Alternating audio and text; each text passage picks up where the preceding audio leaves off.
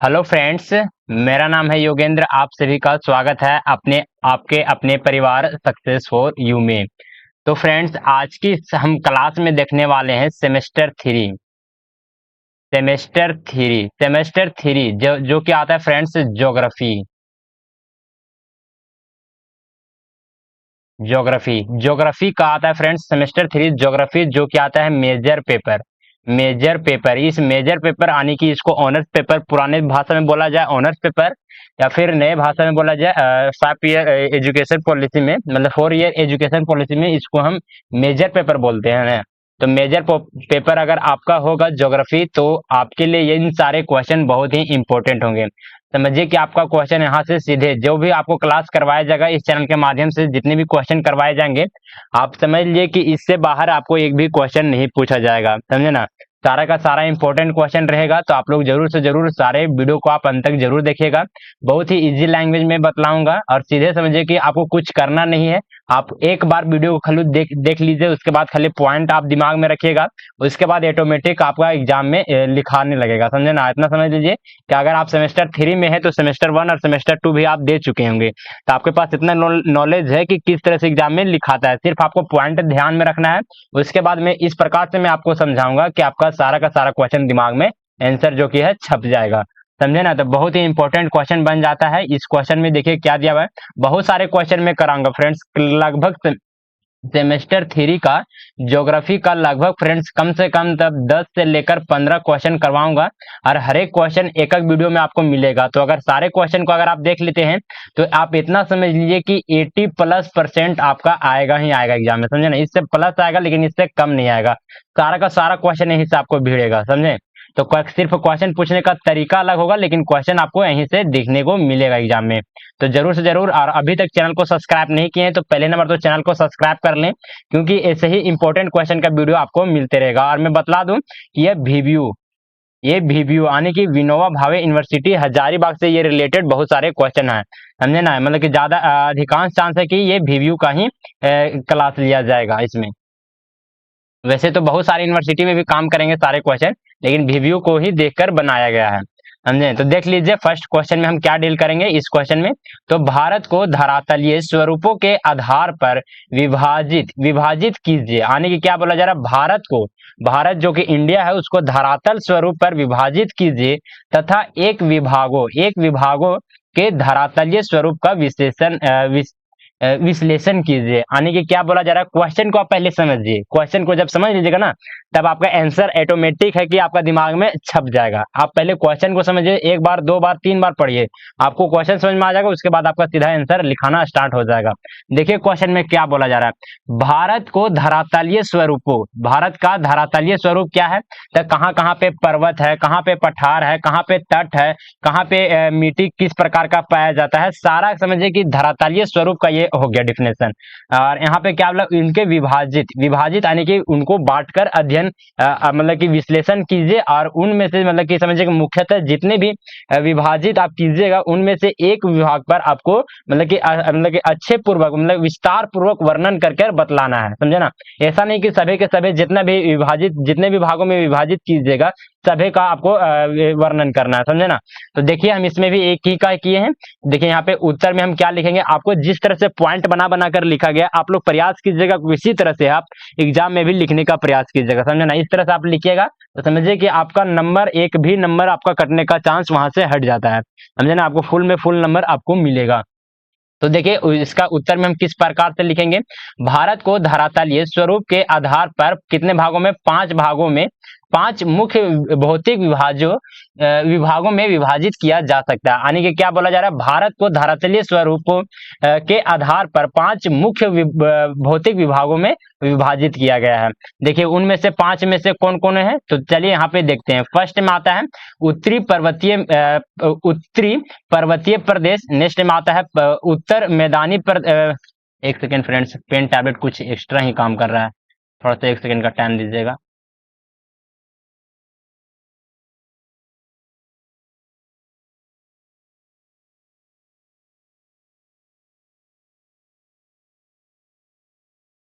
देखिए फर्स्ट में दिया हुआ है उत्तरी पर्वतीय प्रदेश। नेक्स्ट में आता है उत्तरी भारतीय मैदान।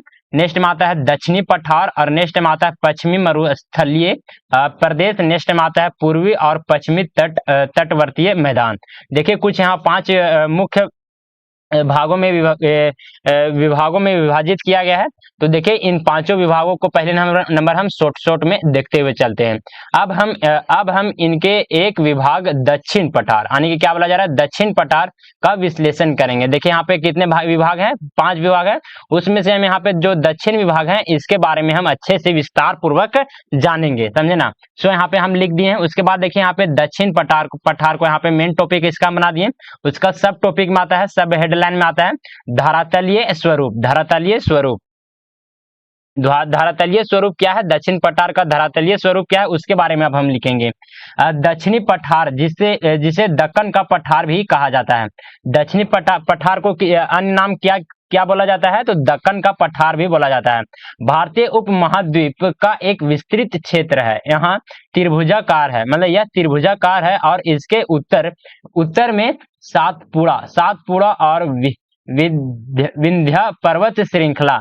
पश्चिमी में क्या है, तो पश्चिमी में पश्चिमी घाट है, और पूर्व में पूर्वी घाट स्थित है। इस पठार को दक्षिणी भाग में नीलगिरी पर्वत तक विस्तृत है। यानी कि देखिए यहाँ पे धरातलीय स्वरूप के बारे में हम चर्चा कर लिए कि यानी कि दक्षिणी पठार के उत्तर, दक्षिण, पूर्व, पश्चिम में क्या है, समझे ना। उसके बारे में यहाँ पे हम लोग देख लिए। आप इस पॉइंट को अच्छे से देख लीजिएगा, समझे। और अगर इसका पीडीएफ चाहते हैं तो टेलीग्राम चैनल को ज्वाइन कर लीजिएगा। सक्सेस फॉर यू के नाम से ही आपको टेलीग्राम चैनल मिल जाएगा। इसी वीडियो के डिस्क्रिप्शन बॉक्स में आपको टेलीग्राम चैनल का लिंक मिल जाएगा, वहां से आप लोग ज्वाइन कर लीजिए और आसानी से पीडीएफ भी पा लीजिएगा, समझे ना। आप लोग एक बार वीडियो देख लीजिए, उसके बाद पीडीएफ आप एक बार रीड कर लीजिएगा अपने से। उसके बाद आपको कुछ भी नहीं करना है, समझे ना। बहुत ही आपको लिमिटेड तैयारी में समझिए कि अच्छा खासा आपका नंबर आ जाएगा। अब देखिए दक्षिणी पठार का हम विशेषताएं के बारे में हम लोग जानेंगे। इसमें आता है फर्स्ट में क्या विशेषता आता है, भौगोलिक संरचना, यानी कि दक्षिणी पठार का जो भौगोलिक संरचना है वो किस प्रकार से है, तो उसको हम लोग देखने वाले हैं। ऊंचाई क्या है, तो दक्षिणी पठार की औसत ऊंचाई 600 से 900 मीटर तक है। दक्षिणी पठार की ऊंचाई औसत ऊंचाई बोला जा रहा है, आप लोग ध्यान दीजिएगा, औसत ऊंचाई बोला जा रहा है। कितना है, तो 600 से 900 मीटर है। भूमि का स्वरूप, वहां का भूमि जो है मिट्टी है वो किस प्रकार का है, तो उसके बारे में आप लोग यहाँ पे देखेंगे। यहाँ की भूमि पहाड़ी और पठारी है, यानी कि जो यहाँ की भूमि किस प्रकार की है, तो पहाड़ी और पठारी है। इस क्षेत्र में नई नदियों की घाटियां और पठारी क्षेत्र मिलते हैं। नेक्स्ट में आता है खनिज संसाधन के बारे में हम देखेंगे वहां पे कि कौन कौन से खनिज संसाधन वहां पे मिलते हैं। तो यह क्षेत्र खनिज संसाधनों में समृद्ध है, यानी कि यह क्षेत्र में बहुत सारे खनिज हैं जो कि मिलते हैं। अब नेक्स्ट इसी में देखते हैं, यहाँ लो अयस्क क्या है, लो अयस्क मैग्नीज, बॉक्साइड, सोना और हीरे के भंडार पाए जाते हैं। क्या बोला जा रहा है, तो यहाँ पे खनिज बहुत सारे दक्षिणी पठार में खनिज के संसाधन बहुत सारे यहाँ पे, मतलब कि यह क्षेत्र में खनिज संसाधन में समृद्धि, यानी समृद्धि के कहने का मतलब कि बहुत सारे जो खनिज हैं वहां पे मिलते हैं। कौन कौन से मिलते हैं, तो लो अयस्क, मैग्नीज, बॉक्साइड, सोना और हीरे, यानी कि यहाँ पे मिलते हैं दक्षिणी पठार में। अब चलिए नेक्स्ट में देखते हैं जो क्या आता है, नेक्स्ट पॉइंट नंबर 2 में देखिए क्या दिया हुआ है, नदियों और जल संसाधन। नदियां और जल संसाधन, इसमें हम क्या क्या देखेंगे, मतलब कि वहां पे नदियां और जल का किस प्रकार का संसाधन है उस एरिया में, तो उसके बारे में आप लोग हम देखेंगे। अब देखिए यहाँ पे कौन कौन से प्रमुख नदियां हैं उसके बारे में पहले नंबर हम लोग देखते हैं। जैसे में आता है गोदावरी, कृष्णा, कावेरी और तुंगभद्रा जैसे प्रमुख नदियां इस क्षेत्र में बहती है। ये नदियां पूर्व की ओर बहती है और बंगाल की खाड़ी में गिरती है। यहाँ पे सिंचाई की किस प्रकार की व्यवस्था है, तो इन नदियों पर कई बांध और नहरें बनाई गई है जो सिंचाई के लिए महत्वपूर्ण है। यानी कि वहां पे जो दक्षिणी पठार है ना, दक्षिणी पठार में एक सेकेंड दक्षिणी पठार में सिंचाई की कौन कौन से संसाधन है, तो वहां पे बहुत सारे जो नदी वहां पे बहे हैं। कौन कौन से नदी हैं, गोदावरी, कृष्णा, तुंगभद्रा जैसे बहुत सारे ऐसे नदी हैं जो कि बंगाल की खाड़ी में जाकर गिरती है, और उस नदी पर समझिए कि बांध बनाए गए हैं, कई सारे बांध बनाए गए हैं, नहरें बनाए गए हैं। इसी के माध्यम से वहां पे सिंचाई होता है और वहां पे खेती बाड़ी होता है। अब नेक्स्ट में आते हैं दक्षिणी पठार का, नेक्स्ट में आता है जलवायु। वहां का जलवायु किस प्रकार है तो उसके बारे में हम लोग देखेंगे। पहले नंबर तो हम देखते हैं जलवायु में मौसम। यहाँ की जलवायु उष्णकटिबंधीय होती है। गर्मी के महीने में तापमान 40 डिग्री तक पहुंच सकता है, जबकि सर्दियों में तापमान 15 से 20 डिग्री सेल्सियस रहता है। तो आप इसे भी देख लीजिएगा, समझे ना। दक्षिणी पठार में जलवायु किस प्रकार का है तो उष्ण कटिबंधीय जलवायु है। और दूसरा बात है कि यहाँ पे गर्मियों में कितना तापमान तक पहुंच जाता है तो 40 डिग्री सेल्सियस, और सर्दियों में यानी कि ठंडे के मौसम में यहाँ पे 15 से 20 डिग्री सेल्सियस तक रहता है। और नेक्स्ट में आता है वर्षा। वर्षा के बारे में हम देखते हैं यहाँ पे क्या दिया हुआ है। मानसून के दौरान यहाँ अच्छी वर्षा होती है, यानी कि जो मानसून रहता है बरसात में यहाँ पे अच्छे वर्षा होती है। विशेषकर पश्चिमी घाट के निकट के क्षेत्रों में पश्चिमी घाट में अधिक वर्षा होती है, जबकि पठार के आंतरिक भाग में शुष्क होती है। समझे, तो इस पॉइंट को भी आप लोग ध्यान में रख लीजिएगा। उसके बाद चलिए नेक्स्ट पॉइंट में आते हैं। पॉइंट नंबर 4 में आता है फसलें। यहाँ पे मतलब कृषि में आता है फसलें। अब फसलें में देखेंगे कि यहाँ पे कौन कौन से फसल वगैरह होता है, किस प्रकार से होता है, इसके बारे में हम देखेंगे इस पॉइंट में। यह क्षेत्र सूखे और सिंचित दोनों प्रकार की कृषि के लिए जाने जाते हैं। यानी कि यहाँ पे यह जो क्षेत्र है वहाँ पे सूखा मतलब कि जिसको कम पानी की जरूरत होता है, जिस फसल को, वो फसल भी यहाँ पे किया जाता है। और प्लस में जिनको पानी की जरूरत ज्यादा अधिक मात्रा में होती है उन्हें वो भी फसल यहाँ पे किया जाता है। यानी कि सिंचाई के भी माध्यम से होता है और मतलब सूखा भी रहता है, उसके बाद भी यहाँ पे फसल उगाया जा सकता है। यहाँ पर चावल, यहाँ पे देखिए कौन कौन से फसल होते हैं। चावल, ज्वार, बाजरा, तिलहन और कपास की खेती की जाती है। तो आप ये सारे जो पॉइंट है चावल, ज्वार, बाजरा, तिलहन, कपास, इन सारे पॉइंट को आप जरूर नोट कर लीजिएगा कि दक्षिणी पठार में यहाँ पे इन सारे का खेती होता है। पठार के पश्चिमी भाग में अधिक सिंचित कृषि होती है। यानी कि जो दक्षिणी पठार है उसके पश्चिम भाग में अधिक मतलब सिंचित वाला कृषि होती है, यानी कि वहाँ पे सिंचाई के माध्यम से ही कृषि अधिकांश मात्रा में की जाती है। अब चलिए नेक्स्ट पॉइंट में आते हैं, जो कि आता है पॉइंट नंबर 5। इसमें देखिए क्या दिया है, वनस्पति और जीव जंतु। वनस्पति और जीव जंतु के बारे में हम देखेंगे, वहां पे किस प्रकार की वनस्पति और जीव वगैरह पाए जाते हैं उसके बारे में देखेंगे। तो देखिए इस पॉइंट में आता है वनस्पति। यहाँ पे इसमें देखेंगे वनस्पति के बारे में क्या है। यहाँ शुष्क पर्णपाती वन और कुछ हिस्से में घास के मैदान पाए जाते हैं। यानी कि क्या बोला जा रहा है, तो यहाँ पे किस प्रकार के वनस्पति है तो शुष्क पर्णपाती वन पाए जाते हैं और कुछ हिस्से में घास का मैदान भी पाए जाते हैं। पश्चिमी घाट में सदाबहार वन भी मिलते हैं। यानी कि क्या बोला जा रहा है, यहाँ पे किस प्रकार के वनस्पति हैं तो यहाँ पे शुष्क पर्णपाती वन और कुछ हिस्सों में घास का मैदान और पश्चिमी घाट में सदाबहार वन भी होते हैं, मतलब यानी कि मिलते हैं। तो चलिए आप देखते हैं यहाँ पे जीव जंतु, यहाँ पे किस प्रकार के जीव जंतु वगैरह मिलते हैं। इस क्षेत्र में विभिन्न प्रकार के वन जीव मिलते हैं। यानी कि कौन कौन से जंगली जानवर वगैरह मिलते हैं तो जैसे में कौन कौन से हैं तो बाघ भी मिलते हैं, तेंदुआ, हाथी, हिरण और कई प्रकार के पंछी भी, अनेक प्रकार के पंछी भी मिलते हैं। तो आप इसे भी जरूर दिमाग में रखिएगा, नोट कर लीजिएगा। चलिए नेक्स्ट में आता है, जो कि आता है पॉइंट नंबर 6 में। देखिए क्या दिया हुआ, आबादी और संस्कृति। वहां पे किस प्रकार की आबादी है और किस प्रकार की संस्कृति, यानी कि वहां पे कल्चर किस प्रकार का है तो उसे भी हम देखते हैं। आबादी कहने का मतलब है कि जनसंख्या वहां पे देखते हैं। यहाँ पर घनी आबादी वाले क्षेत्र भी हैं, यानी कि बहुत सारे ऐसे क्षेत्र हैं जहाँ पे सघन आबादी रहते हैं, यानी कि कई सारे लोग एक ही जगह पे रहते हैं। यानी कि समझिए कि जिस प्रकार से सिटी रहता है, सिटी में समझिए कि बहुत सारे लोग एक ही जगह पे बहुत ही कम क्षेत्र में बहुत सारे लोग रहते हैं। उसी प्रकार गांव में अब जब जाइएगा तो गांव में बहुत सारे मतलब लंबा चौड़ा क्षेत्र रहता है, लेकिन वहां पे कम जनसंख्या पाया जाता है। तो लेकिन यहाँ पे क्या है तो यहाँ पे घनी आबादी वाले क्षेत्र हैं और जनसंख्या घनत्व कम वाले क्षेत्र भी, यानी कि यहाँ पे दोनों प्रकार के हैं। घनी आबादी भी क्षेत्र है, यानी कि यहाँ पे शहर भी है और गांव भी समझिए कि है। मुख्यतः कर्नाटक, महाराष्ट्र, तेलंगाना और आंध्र प्रदेश राज्य इस क्षेत्र में आते हैं। कौन कौन से राज्य इन क्षेत्र में आते हैं दक्षिणी पठार के क्षेत्र में तो कर्नाटक, महाराष्ट्र, तेलंगाना और आंध्र प्रदेश इस राज्य के क्षेत्र में आते हैं। आप देखते हैं यहाँ पे किस प्रकार की संस्कृति, यानी कि किस प्रकार के यहाँ पे त्योहार त्योहार, भाषाएं, यानी कि इसके बारे में अब हम लोग देखने वाले हैं। यहाँ पे क्या बोला जा रहा है, यहाँ की संस्कृति विविध है, यानी कि विभिन्न प्रकार के यहाँ पे संस्कृति पाए जाते हैं, विभिन्न भाषाएं यानी कि अलग अलग भाषा बोले जाते हैं। त्योहार के परंपराएं इस क्षेत्र में सांस्कृतिक धरोहर, यानी कि जो त्योहार की परंपरा है, किसी त्योहार को मनाने की जो नियम वगैरह है, वो भी मतलब सांस्कृतिक धरोहर, मतलब बहुत ही पुराने तरीके से यहाँ पे किया जाता है।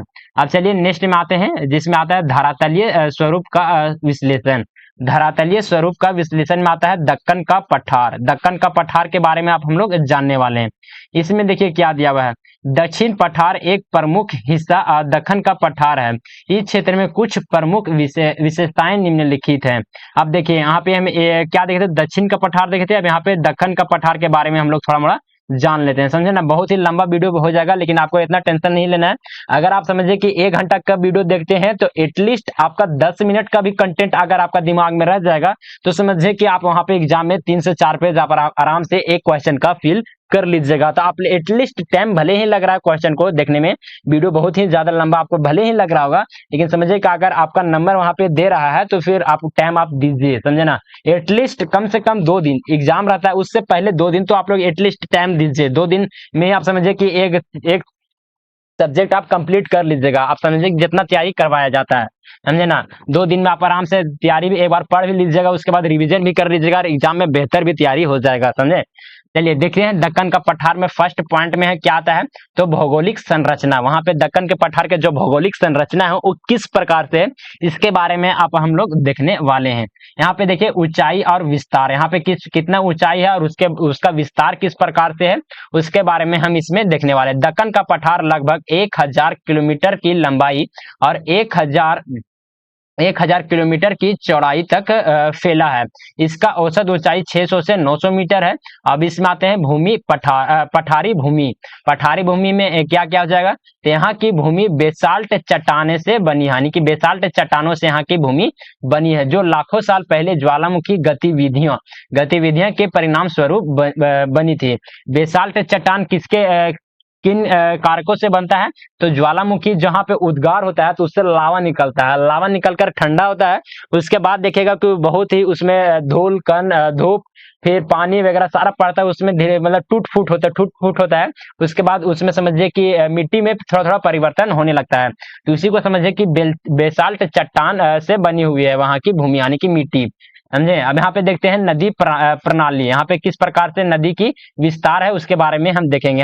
यहाँ की प्रमुख नदियां कौन कौन सी है, तो गोदावरी, कृष्णा और कावेरी जैसी नदियां इस क्षेत्र की प्रमुख नदियां हैं। ये नदियां पठार को उर्वर बनाती है। उर्वर कहने का मतलब है कि उपजाऊ बनाती है, समझे। यहाँ और कृषि के लिए महत्वपूर्ण है, यानी कि जो यहाँ पे नदियां हैं, कौन कौन से नदी हैं, गोदावरी, कृष्ण तथा कावेरी। यहाँ पे जैसे नदी है जो कि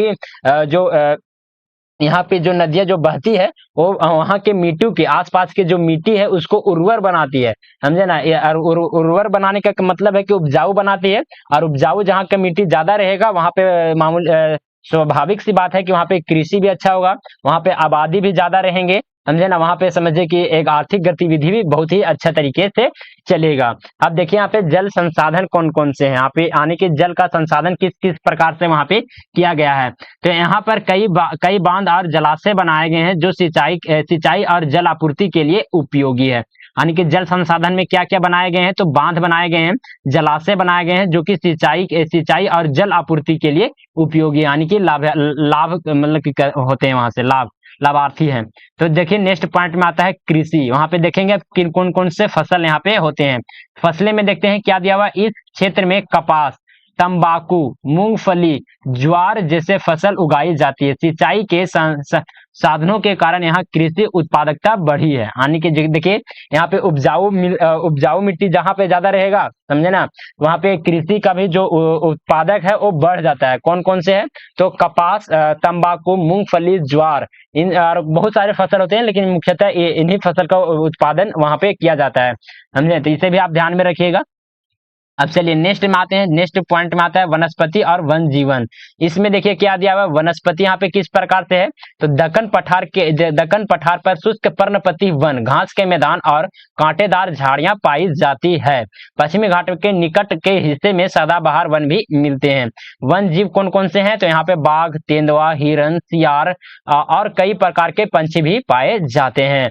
अब चलिए थोड़ा थोड़ा जल्दी से प्रयास करते हैं कि इंडअप करते हैं, क्योंकि बहुत ही ज्यादा लंबा हो रहा है। तो देखिए यहाँ पे आर्थिक महत्व क्या है, इस क्षेत्र में आर्थिक महत्व क्या है, तो देखिए यहाँ पे खनिज संसाधन कौन कौन से हैं, तो दक्कन के पठार खनिज संसाधन में समृद्ध है। यानी कि यहाँ पे भी समझिए कि बहुत सारे खनिज जो कि मिलते हैं। कौन कौन से खनिज मिलते हैं, तो लो अयस्क, मैग्नीज और बॉक्साइड के भंडार है, जो भारतीय अर्थव्यवस्था के लिए महत्वपूर्ण है। यानी कि जो दक्कन का पठार है, दक्कन का पठार से कौन कौन से खनिज मिलते हैं, तो लो अयस्क, मैग्नीज, बॉक्साइड का भंडार है। इसके कारण से भारतीय अर्थव्यवस्था के लिए बहुत ही महत्वपूर्ण स्थान वह बन जाता है। अब यहाँ पे देखिए कौन कौन से औद्योगिक विकास हुए हैं, उसके बारे में हम देखने वाले हैं। यहाँ पर कई उद्योग स्थापित किए गए हैं जो खनिज संसाधनों और कृषि उत्पादन पर आधारित है। यानी कि यहाँ पे देखिए, यहाँ पे कृषि भी उत्पादकता बहुत अधिक होती है और प्लस में यहाँ पे खनिज भी संसाधन बहुत ही अधिक मात्रा में मिलते हैं। तो यहाँ पे कौन कौन से उद्योग लगेंगे, स्वाभाविक सी बात है कि किसी क्षेत्र में जिस प्रकार का प्रोडक्शन वहां पे होगा, उसी प्रकार का वहां पे उद्योग यानी कि इंडस्ट्री वहां पे लगेगा। जिस प्रकार से इस दक्कन का पठार में खनिज संसाधन भी अधिक मात्रा में पाया जाता है, प्लस में उपजाऊ मिट्टी है, तो उसमें समझिए कि कृषि भी उत्पादन होता है। तो इस कारण से यहाँ पे औद्योगिक विकास किस प्रकार से हुआ है, तो खनिज संसाधनों के लिए और कृषि उत्पादकों के लिए समझिए कि यहाँ पे इंडस्ट्री बहुत सारे लगाए गए हैं। चलिए नेक्स्ट में आते हैं। इस प्रकार दक्षिण पठार का दक्कन क्षेत्र भारत के भूगोल, कृषि, खनिज और आर्थिक विकास में महत्वपूर्ण भूमिका निभाता है। इसके भौगोलिक और प्राकृतिक स्वरूप में यहाँ की जलवायु, वनस्पति, वन जीव और मानव जीवन पर गहरा प्रभाव डालता है। समझे ना।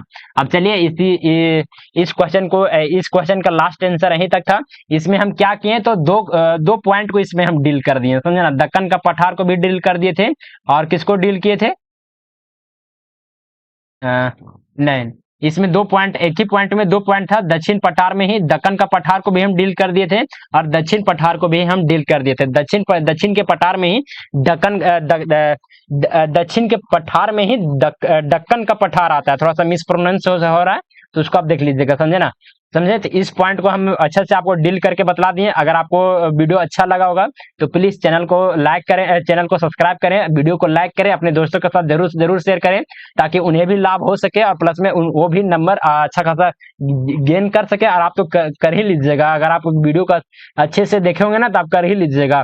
और नेक्स्ट वीडियो आपको किस सब्जेक्ट पे चाहिए, किस टॉपिक पे चाहिए, कोई पार्टिकुलर आपका में क्वेश्चन में दिक्कत हो रहा तो आप कमेंट करके हमें बतला सकते हैं। आप मैं फुल प्रयास करूंगा कि उसका समाधान में आपके समक्ष ले आऊं, समझे ना। Thank you for watching this video. जय हिंद, जय भारत।